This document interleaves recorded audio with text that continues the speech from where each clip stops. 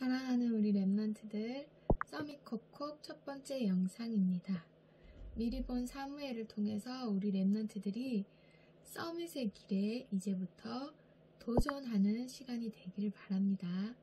자, 사무엘을 통해서 우리 랩런트들이 붙잡아야 될 것은요, 물론 우리 랩런트들이 있는 현장이 너무 어렵고 힘든 현장인 걸 압니다.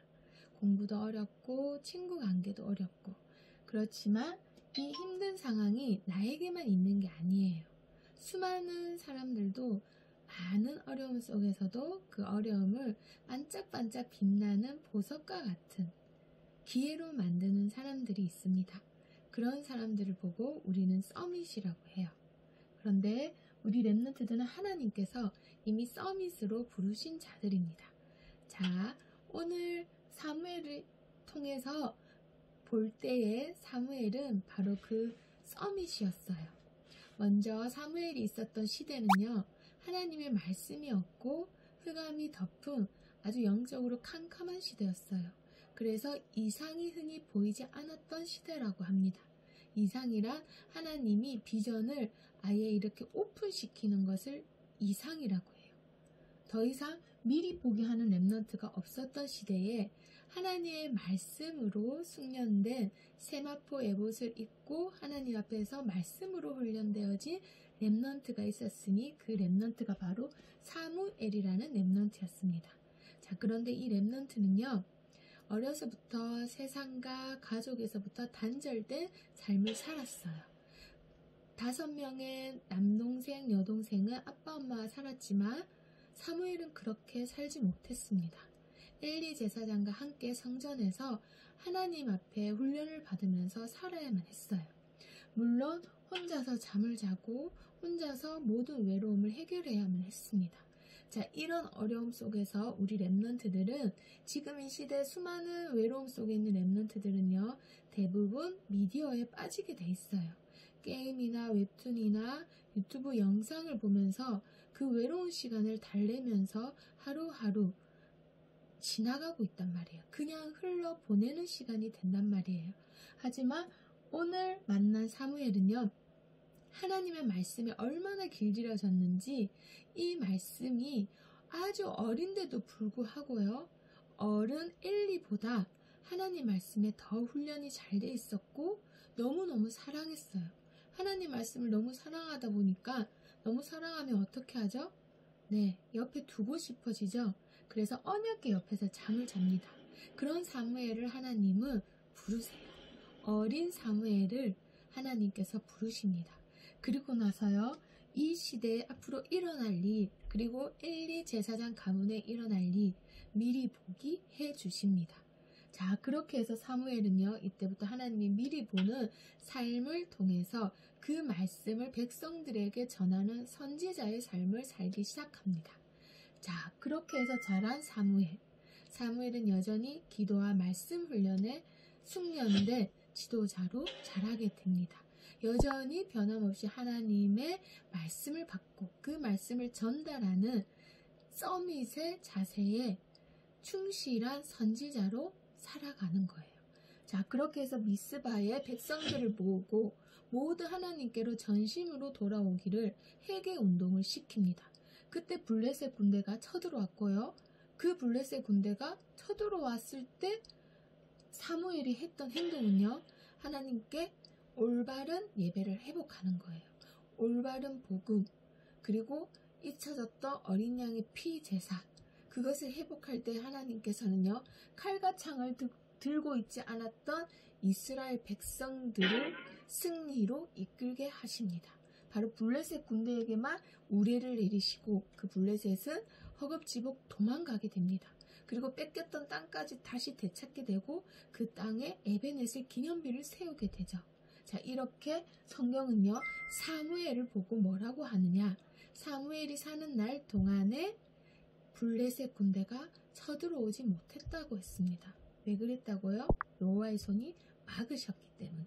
하나님의 능력의 손으로, 그 힘으로 기도하고 말씀에 숙련된 사무엘이 사는 날 동안에는 하나님께서 시대와 나라를 지키셨다라고 되어 있어요. 자, 이렇게 사무엘, 통해서 우리 랩런트들이 붙잡아야 될 서밋의 자세는요, 바로 혼자 있는 시간입니다. 자, 그것을 가장 강조했던 우리나라의 학자 한 분이 계셨어요. 자, 그분이 누구죠? 바로 이분이에요. 다산 정약용 선생님이세요. 자, 이분은 우리나라 백성들이 어떻게 하면 더 쉽게 먹고 살 수 있을까?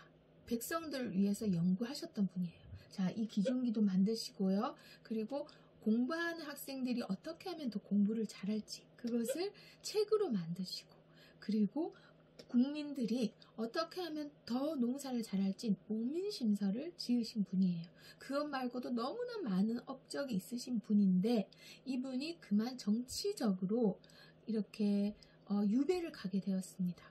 저기 위에 궁궐 꼭대기에 왕 바로 밑에 있었던 사람이 하루아침에 제일 밑바닥 인생에 들어가게 됩니다. 형제도 죽고 자기 혼자 18년 동안 유배 생활을 하고, 그 유배지에서 혼자 있던 시간에 그 혼자 있는 시간을 허투루 보내고 남을 흉보거나 후회하는 시간으로 보내지 않았어요.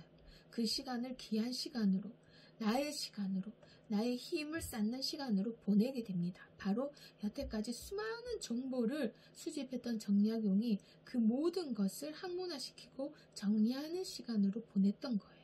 그렇게 해서 유배 기간이 끝나고 자기 고향으로 돌아오는데요. 고향으로 돌아온 다산 정약용을 기다리는 것은 너무나 허름해진 자기 자신이었어요. 많이 늙어진 모습과 많이 약해진 체력과 그리고 아무도 반겨주지 않는 자기 고향이었습니다. 하지만 여기에서 불안해하거나 절망해하지 않았어요. 정약용은 바로 앞으로 나아가기 위해서 집중을 하게 됩니다. 자, 이때부터 혼자 있는 시간에 모든 것을 투자하기 시작해요. 새벽부터 일어나서 바닥을 청소질을 하면서 불안했던 마음을 다 쓸어내리고 혼자 조용히 고요한 시간에 책상에 앉습니다. 그렇게 해서 여태까지 내가 해야 될 모든 정리, 그것을 학문으로 남기기 시작해요. 이렇게 해서 얼마나 집중을 하느냐, 그 앉은 자리에서 복사뼈, 엉덩이뼈가 구멍이 3번이 났는데요. 그것을 이길 정도로 집중을 했다라고 해요. 뼈에 구멍이 날 정도로. 자, 이렇게 해서 60이 넘는 나이에 엄청난 작품을 남기게 됩니다. 그 작품이 바로 이 작품이에요.